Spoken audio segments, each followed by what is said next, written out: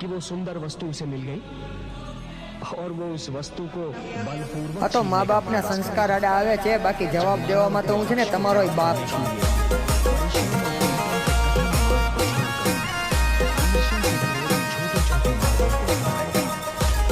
जिससे वो शीघ्रातिशीघ्र अपने लक्ष्य को प्राप्त कर ले।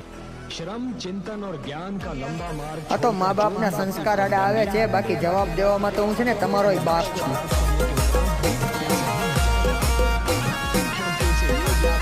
महादेवी कि जिस लक्ष्य को उसने प्राप्त कर लिया है। तो माँ बाप ने संस्कार आडा आवे छे, बाकी जवाब देवामां तो हूँ छे ने तमारो बाप छुं।